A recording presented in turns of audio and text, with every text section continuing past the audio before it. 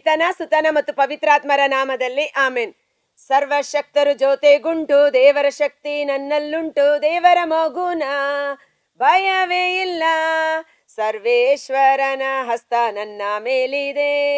ಸರ್ವಶಕ್ತರು ಜೊತೆಗುಂಟು, ದೇವರ ಶಕ್ತಿ ನನ್ನಲ್ಲುಂಟು, ದೇವರ ಮಗುನ ಭಯವೇ ಇಲ್ಲ, ಸರ್ವೇಶ್ವರನ ಹಸ್ತ ನನ್ನ ಮೇಲಿದೆ. ತಂದೆಯ ವಾಗ್ದಾನವೇ ಪರಿಶುದ್ಧ ರೂಹಾನೇ, ಉನ್ನತ ಶಕ್ತಿಯೇ ನಿತ್ಯ ಸಹಾಯಕ ನಮ್ಮಲ್ಲಿ ಬಂದು ನೆಲೆಸಿ. ಉನ್ನತ ಶಕ್ತಿಯೇ ನಿತ್ಯ ಸಹಾಯಕ ನಮ್ಮಲ್ಲಿ ಬಂದು ನೆಲೆಸಿ. ಮೋಶೆಗೆ ನೀಡಿದ ಅತ್ಯುನ್ನತ ಶಕ್ತಿ ಅಭಿಷೇಕವಾಗಿ ತುಂಬಲೆನ್ನಲ್ಲಿ. ಮೋಶೆಗೆ ನೀಡಿದ ಅತ್ಯುನ್ನತ ಶಕ್ತಿ ಅಭಿಷೇಕವಾಗಿ ತುಂಬಲೆನ್ನಲ್ಲಿ. ಸೈನ್ಯದ ಮುಂದೆ ಸಮುದ್ರದ ಮಧ್ಯೆ ಅಗ್ನಿಯಾಗಿ ಇಳಿದು ಬಂದ ಆತ್ಮಶಕ್ತಿ. ಸೈನ್ಯದ ಮುಂದೆ ಸಮುದ್ರದ ಮಧ್ಯೆ ಅಗ್ನಿಯಾಗಿ ಇಳಿದು ಬಂದ ಆತ್ಮಶಕ್ತಿ. ಸರ್ವಶಕ್ತರು ಜೊತೆಗುಂಟು, ದೇವರ ಶಕ್ತಿ ನನ್ನಲ್ಲುಂಟು, ದೇವರ ಮಗುನ ಭಯವೇ ಇಲ್ಲ, ಸರ್ವೇಶ್ವರನ ಹಸ್ತ ನನ್ನ ಮೇಲಿದೆ. ದೇವರ ಮಗುನ ಭಯವೇ ಇಲ್ಲ, ಸರ್ವೇಶ್ವರನ ಹಸ್ತ ನನ್ನ ಮೇಲಿದೆ. ಸರ್ವೇಶ್ವರನ ಹಸ್ತ ನಮ್ಮ ಮೇಲಿದೆ. ಪ್ರಭು ಕ್ರಿಸ್ತರಲ್ಲಿ ಆತ್ಮೀಯ ಸಹೋದರ ಸಹೋದರಿಯರೇ, ಈ ದಿನದ ಮುಂಜಾನೆಯ ಜೀವಸ್ವರ ಪ್ರವಾದಿ ಯೆಶಾಯನ ಗ್ರಂಥ 37ನೇ ಅಧ್ಯಾಯ ವಚನ 36. ಆಗ ಸರ್ವೇಶ್ವರ ಸ್ವಾಮಿಯ ದೂತನು ಹೊರಟು ಬಂದು ಅಸ್ಸೀರಿಯರ ಪಾಳೆಯದಲ್ಲಿ 1,85,000 ಮಂದಿ ಸೈನಿಕರನ್ನು ಮರಣಕ್ಕೆ ಈಡು ಮಾಡಿದನು. ಬೆಳಗ್ಗೆ ಎದ್ದು ನೋಡುವಾಗ ಅವರೆಲ್ಲರೂ ಹೆಣಗಳಾಗಿ ಬಿದ್ದಿದ್ದರು. ಅದ್ಭುತಕರವಾದ ಘಟನೆ. ಒಬ್ಬ ದೇವದೂತ, ಇವತ್ತು ಸೈನ್ಯಗಳ ಕರ್ತರಾದ ಪ್ರಭು ಯೇಸುವಿನ ಸೈನ್ಯ, ಪರಾಕ್ರಮಶಾಲಿಯಾದ ದೇವದೂತರುಗಳನ್ನು ಒಳಗೊಂಡ ಸೈನ್ಯ. ಒಬ್ಬ ದೇವದೂತ ದೇವರಿಂದ ಕಳುಹಿಸಲ್ಪಟ್ಟಾಗ ಸಂಹಾರಕ ದೂತ, ಶತ್ರುಗಳನ್ನ ಸದೆಬಡಿಯುವ ದೇವದೂತ, ಸರ್ವೇಶ್ವರನಲ್ಲಿ ವಿಶ್ವಾಸವಿಟ್ಟವರನ್ನು ಸಂರಕ್ಷಿಸಲು, ಸಕಲ ವಿಧವಾದ ಕೇಡು ಅಪಾಯ ಆಪತ್ತಿನಿಂದ ಕಾಯ್ದು ಕಾಪಾಡಲು ಹೋರಾಟ ನಡೆಸಿ ಶತ್ರುಗಳನ್ನ ಸಂಹರಿಸುವ ಸಂಹಾರಕ ದೂತ ಎಂದು ಹೇಳಬಹುದು. ಒಬ್ಬ ದೇವದೂತ ಇಳಿದು ಬಂದರೆ ಸಾಕು, 1,85,000 ಮಂದಿ. ಈಗ ಯುದ್ಧ ಭೂಮಿಯಲ್ಲಿ ಒಬ್ಬ ಮನುಷ್ಯ ಯುದ್ಧ ಮಾಡಿದರೆ ಅಮ್ಮಮ್ಮ ಅಂದ್ರೆ 10 ಜನನ ಸದೆಬಡಿಬಹುದು, 20 ಜನ 100 ಜನನ ಸದೆಬಡಿಬಹುದು. ಆದರೆ ದೇವದೂತರು ಶಕ್ತಿ ಸಾಮರ್ಥ್ಯ ಬಲದಲ್ಲಿ ಎಷ್ಟು ಪರಾಕ್ರಮಶಾಲಿಯಾಗಿದ್ದಾರೆ ಎಂಬುದು ಇದರಿಂದ ನಮಗೆ ಗೋಚರವಾಗುತ್ತದೆ. ಸಂತೋಷ ಏನೆಂದರೆ ಆ ದೇವದೂತರು ನಮ್ಮ ಪರವಾಗಿ ಕಾರ್ಯ ಮಾಡುತ್ತಾರಲ್ಲ ಎಂಬುದಾಗಿ. ಈ ಒಂದು ಘಟನೆಯ ಹಿನ್ನೆಲೆ ಏನೆಂದರೆ, ಇಸ್ರಾಯೇಲರ ಅರಸನಾದ ಹಿಜ್ಕೀಯನ ವಿರುದ್ಧ ಸಿರಿಯಾದ ಅರಸ ಸೆನರೀಬನು ತನ್ನ ದಳಪತಿಯಾದ ರಬ್ಷಾಕೆ ಎಂಬ ವ್ಯಕ್ತಿಯನ್ನ ಕಳುಹಿಸಿಕೊಡುತ್ತಾನೆ. ಆ ರಬ್ಷಾಕೆ ಬಂದು ಹೆಬ್ಬಾಗಿಲ ಬಳಿ ನಿಂತು ಈಬ್ರು ಭಾಷೆಯಲ್ಲಿ ಇಸ್ರಾಯೇಲರ ರಾಜನನ್ನು, ಇಸ್ರಾಯೇಲ್ ಜನಾಂಗವನ್ನು, ಇಸ್ರಾಯೇಲರ ದೇವರನ್ನು ಸಹ ನಿಂದಿಸುತ್ತಾನೆ. ನಿಮ್ಮ ದೇವರಿಂದ ನಿಮ್ಮನ್ನು ಕಾಪಾಡಲು ಸಾಧ್ಯವಿಲ್ಲ, ನಿಮ್ಮ ದೇವರೇ ಸರ್ವೇಶ್ವರನ ಸ್ವಾಮಿಯೇ ನನ್ನನ್ನು ಕಳುಹಿಸಿಕೊಟ್ಟಿದ್ದಾರೆ, ಸರ್ವೇಶ್ವರ ಸ್ವಾಮಿಯ ನಾಮದಲ್ಲೇ ನಾನು ಬಂದು ನಿಂತಿದ್ದೇನೆ. ನೀವು ನಿಮ್ಮ ದೇವರನ್ನ ತೊರೆದು ಬಿಟ್ಟಿದ್ದೀರಿ, ಅವರನ್ನು ನಂಬಿ ನೀವು ಉಳಿಯಲು ಸಾಧ್ಯವಿಲ್ಲ. ಅರಸನ ಮಾತಿಗೆ ಮೋಸ ಹೋಗಬೇಡಿ. ಅರಸ ಹೇಳಬಹುದು, ಪ್ರವಾದಿ ಹೇಳಬಹುದು, ಭಯಪಡಬೇಡ, ದೇವರಿದ್ದಾರೆ, ಭಯಪಡಬೇಡ, ದೇವರು ನಿನ್ನನ್ನು ಕಾಪಾಡುತ್ತಾರೆ ಎಂದು. ಅವರ ನಯವಂಚನೆಯ ಮಾತುಗಳಿಗೆ ಬಲಿಯಾಗಬೇಡಿ, ದೇವರು ನಮ್ಮ ಪರವಾಗಿದ್ದಾರೆ ಎಂದು ಆ ರಬ್ಷಾಕೆ ತುಚ್ಛವಾದ ರೀತಿಯಲ್ಲಿ ಇಸ್ರಾಯೇಲರ ಸೈನ್ಯವನ್ನ ನಿಂದಿಸುತ್ತಾ ನಿಂತಿರುತ್ತಾನೆ. ಸಾಲದು ಎಂದು ಒಂದು ಪತ್ರದಲ್ಲಿ ಬರೆದು ಅದನ್ನು ದೂತನ ಮೂಲಕ ಕಳುಹಿಸಿಕೊಡುತ್ತಾನೆ. ಅದನ್ನ ಕೈಗಳಲ್ಲಿ ತೆಗೆದುಕೊಂಡ ಹಿಜ್ಕೀಯ ಆ ಪತ್ರದಲ್ಲಿ ಬರೆದ ವಾಕ್ಯಗಳನ್ನು ಓದಿ ಭಯಭ್ರಾಂತನಾಗುತ್ತಾನೆ. ನೋಡಿ, ಮಾತು ನಮ್ಮಲ್ಲಿ ಭಯವನ್ನ ಹುಟ್ಟಿಸುತ್ತದೆ.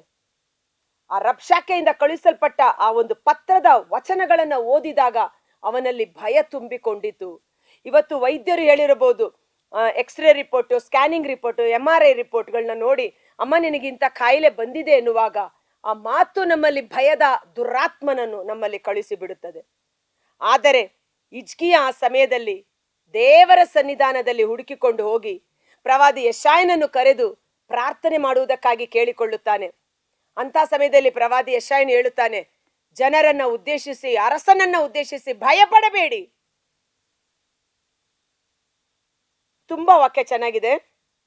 ಯೆಶಾಯ 7:35, ನನಗಾಗಿಯೂ ನನ್ನ ದಾಸ ದಾವೀದನಿಗಾಗಿಯೂ ಈ ಪಟ್ಟಣವನ್ನು ಉಳಿಸಿ ಕಾಪಾಡುವೆನು ಎಂದಿದ್ದಾರೆ ಸರ್ವೇಶ್ವರ. ಶತ್ರು ಪಾಳೆಯದಲ್ಲಿ ಡೇರೆ ಹಾಕಿದ್ದಾರೆ. ನಾಳೆ ಬೆಳಿಗ್ಗೆ ಅವರು ಯುದ್ಧಕ್ಕೆ ಬರಲಿದ್ದಾರೆ. ಇಸ್ರಾಯೇಲರಿಗಿಂತ ಶತ್ರು ಕಡೆ ಸೈನ್ಯ ದೊಡ್ಡದಾಗಿದೆ. ಆದರೆ ಪ್ರವಾದಿ ಯೆಶಾಯ ಹೇಳ್ತಾನೆ, ಅಂಥ ಪರಿಸ್ಥಿತಿಯಲ್ಲೂ ಭಯಪಡಬೇಡಿ, ಭಯಪಡಬೇಡಿ. ಸರ್ವೇಶ್ವರ ಸ್ವಾಮಿ ಹೇಳುತ್ತಿದ್ದಾರೆ, ಸರ್ವೇಶ್ವರನ ನಾಮದ ಮಹಿಮೆಗಾಗಿ ಅವರ ದಾಸ ದಾವೀದನ ನಿಮಿತ್ತ ಈ ಪಟ್ಟಣವನ್ನು ಉಳಿಸಿ ಕಾಪಾಡುತ್ತೇನೆ ಎಂಬುದಾಗಿ. ಇವತ್ತು ನಿನ್ನ ನಿಮಿತ್ತ ನಿನ್ನ ಕುಟುಂಬವನ್ನ ದೇವರು ಕಾಪಾಡುವವರಾಗಿದ್ದಾರೆ. ನಿನ್ನ ನಿಮಿತ್ತ ನಿನ್ನ ನಗರವನ್ನು ದೇವರು ಸಂರಕ್ಷಣೆ ಮಾಡುವವರಾಗಿದ್ದಾರೆ. ನೀನು ದೇವರ ದಾಸನಾದ ಕಾರಣ, ದೇವರ ಭಕ್ತನಾದ ಕಾರಣ, ನಿನ್ನ ನಿಮಿತ್ತ ನೀನು ಕೆಲಸ ಮಾಡುವ ಸ್ಥಳವನ್ನ ದೇವರು ಆಶೀರ್ವದಿಸುವವರಾಗಿದ್ದಾರೆ. ನೀನು ಆಶೀರ್ವಾದವಾಗಿರುವೆ. ನಿನಗಾಗಿ ದೇವರು ಏನನ್ನು ಮಾಡಲು ಸಹ ಶಕ್ತರಾಗಿದ್ದಾರೆ. ನಾವು ದೇವರ ದೃಷ್ಟಿಯಲ್ಲಿ ಎಷ್ಟು ಅಮೂಲ್ಯರು, ಮಾನ್ಯರು, ಗಣ್ಯರು, ಅತಿ ಪ್ರಿಯರು. ಸಹೋದರ ಸಹೋದರಿಯರೇ, ಭಯಪಡಬೇಡಿ. ರಾತ್ರೋರಾತ್ರಿ ಬೆಳಿಗ್ಗೆ ಎದ್ದರೆ ಏನಾಗುತ್ತದೋ ಎಂದ ಭಯದಿಂದ ತತ್ತರಿಸಿ ಹೋಗಿದ್ದ ಜನ ರಾತ್ರೋರಾತ್ರಿ ಅವರ ಪ್ರಾರ್ಥನೆಯ ನಿಮಿತ್ತ, ಚೆನ್ನಾಗಿ ತಿಳ್ಕೊಳ್ಳಿ, ದೇವರ ಸನ್ನಿಧಾನದಲ್ಲಿ ನೀವು ಮಾಡುವ ಪ್ರಾರ್ಥನೆ ಎಂದಿಗೂ ವ್ಯರ್ಥವಾಗುವುದಿಲ್ಲ. ಪ್ರಾರ್ಥನೆ ಮೂಲಕ ಸಕಲವನ್ನು ಜಯಿಸುವ ಶ್ರೇಷ್ಠ ಆಯುಧ ಪ್ರಾರ್ಥನೆಯನ್ನು ಪ್ರಭು ಯೇಸು ನಮಗೆ ಕಲಿಸಿಕೊಟ್ಟಿದ್ದಾರೆ. ಪ್ರಾರ್ಥನೆಯ ನಿಮಿತ್ತ ಅದೇ ರಾತ್ರಿ ಸ್ವರ್ಗದಿಂದ ದೇವದೂತ ಇಳಿದು ಬಂದು ಯಾವ ಶತ್ರುಗಳಿಗೆ ಇವರು ಭಯಪಟ್ಟು ತತ್ತರಿಸಿ ಹೋಗಿದ್ದರು ಸಂಪೂರ್ಣ ಸಂಹಾರ ಮಾಡಿ ಆ ಸಂಹಾರಕ ದೇವದೂತನು ಕಣ್ಮರೆಯಾಗಿ ಹೋಗುತ್ತಾನೆ. ಇಸ್ರಾಯೇಲರು ಕೊಳ್ಳೆ ಹೊಡೆಯುವಷ್ಟರ ಮಟ್ಟಿಗೆ ಸಂತೋಷ ಭರಿತರಾಗುತ್ತಾರೆ. ಕರ್ತರಾದ ಯೇಸುವೇ, ಮುಂಜಾನೆ ವೇಳೆ ಜೀವಸ್ವರವನ್ನು ಆಲಿಸುತ್ತಿರುವ ಪ್ರತಿಯೊಬ್ಬ ಸಹೋದರ ಸಹೋದರಿಯವರ ಕುಟುಂಬಗಳನ್ನು ನಿಮ್ಮ ಬಲಾಢ್ಯವಾದ ಗಾಯಗೊಂಡ ಕರಗಳಿಗೆ ಸಮರ್ಪಿಸುತ್ತೇನೆ. ಹಿಜ್ಕೀಯನು ಭಯಭ್ರಾಂತನಾಗಿದ್ದ. ಅವನ ಕೈಯಲ್ಲಿದ್ದ ಪತ್ರ ಇವತ್ತು ಅನೇಕರ ಕೈಗಳಲ್ಲಿ ಕೋರ್ಟ್ ನೋಟಿಸ್ ಇರ್ಬೋದು, FIR ಪೊಲೀಸ್ ಸ್ಟೇಷನ್ ಕಾಪಿ ಇರ್ಬೋದು, ಅಥವಾ ಸಾಲದ ಬ್ಯಾಂಕ್ ಲೋನ್ ಕಟ್ಟಲಾಗದೆ ಬ್ಯಾಂಕಿಂದ ನೋಟಿಸ್ ಬಂದಿರಬಹುದು. ಅನೇಕ ವಿಧವಾದ ಪತ್ರಗಳನ್ನ ಕೈಯಲ್ಲಿ ಹಿಡಿದು ಅವರು ಭಯಭ್ರಾಂತರಾಗಿರಬಹುದು, ತತ್ತರಿಸಿ ಹೋಗಿರಬಹುದು, ನಮಗೆ ಸಹಾಯಕರು ಯಾರು ಇಲ್ಲವಲ್ಲ ಎಂದು. ಆದರೆ ಸರ್ವೇಶ್ವರ ಸ್ವಾಮಿ ಈ ದಿನ ನಮಗೆ ಕೊಡುವ ಜೀವಸ್ವರ, ಮಗಳೇ ಮಗನೇ ಭಯಪಡಬೇಡ. ನಿನ್ನ ಕೈಯಲ್ಲಿರುವ ಸ್ಕ್ಯಾನಿಂಗ್ ರಿಪೋರ್ಟ್, ಡಾಕ್ಟರ್ ರಿಪೋರ್ಟ್ ಅನ್ನ ನೋಡಿ ಭಯಪಡಬೇಡ. ಕ್ಷಣ ಮಾತ್ರದಲ್ಲಿ ಸಂಹಾರಕ ದೂತನು ಇಳಿದು ಬಂದು ನಿನ್ನ ಶರೀರದಲ್ಲಿರುವ ಎಲ್ಲ ವಿಷ ಕ್ರಿಮಿಕೀಟಗಳನ್ನು, ರೋಗ ರುಜಿನದ ದುರಾತ್ಮಗಳನ್ನು ಬಿಡುಗಡೆ ಮಾಡಿ ಯೇಸು ನಾಮದಲ್ಲಿ ಆ ರೋಗಗಳು ಸಂಪೂರ್ಣವಾಗಿ ಸೌಖ್ಯವಾಗಿ ಮಾರ್ಪಡಲಿ. ಯಾರೆಲ್ಲ ಕರಗಳಲ್ಲಿ ಕೋರ್ಟ್ಗೆ ಸಂಬಂಧಪಟ್ಟ ನೋಟಿಸ್ ಇಟ್ಟುಕೊಂಡು ಭಯಭ್ರಾಂತರಾಗಿದ್ದರು, ಯೆಶಾಯ 54:17 ಭಯಪಡಬೇಡ, ನಿನಗೆ ವಿರುದ್ಧವಾಗಿ ನಾನೇ ಹೋರಾಡಿ ನಿನಗೆ ಜಯವನ್ನು ತಂದು ಕೊಡುತ್ತೇನೆ ಎಂದು ವಾಗ್ದಾನ ಮಾಡಿದ ಪ್ರಭುವಿನ ದೂತನು, ಸಂಹಾರಕ ದೂತನು ಕಾರ್ಯತತ್ಪರನ ಮಾಡಲಿ. ಯಾರೆಲ್ಲ ಬ್ಯಾಂಕ್ ಸಾಲ ಕಟ್ಟಲಾಗದೆ ಬ್ಯಾಂಕ್ ಲೋನ್ ಅನ್ನು ಹಿಡಿದುಕೊಂಡು ತತ್ತರಿಸಿ ಹೋಗಿದ್ದಾರೋ, ಅವರ ಕೈಗಳಲ್ಲಿ ಯಾವ ಪತ್ರಗಳು ಭಯದ ಸುದ್ದಿಯನ್ನು ಉಂಟು ಮಾಡಿದೆಯೋ ಅವೆಲ್ಲವೂ ಯೇಸುವಿನ ನಾಮದಲ್ಲಿ ನಿಷ್ಕ್ರಿಯವಾಗಲಿ. ಸಂಹಾರಕ ದೂತನು ಇಳಿದು ಬಂದು ರಾತ್ರೋರಾತ್ರಿ ಶತ್ರುಗಳನ್ನ ಸದೆಬಡಿದು ಇಸ್ರಾಯೇಲರನ್ನ ಸಂರಕ್ಷಣೆ ಮಾಡಿದ ಸಂರಕ್ಷಕ ಕಾವಲು ದೂತರುಗಳು ನಮ್ಮ ಪರವಾಗಿ ಕಾರ್ಯ ಮಾಡಿ ನಮಗೆ ಪರಿಪೂರ್ಣವಾದ ಜಯವನ್ನು ತಂದುಕೊಡಲಿ.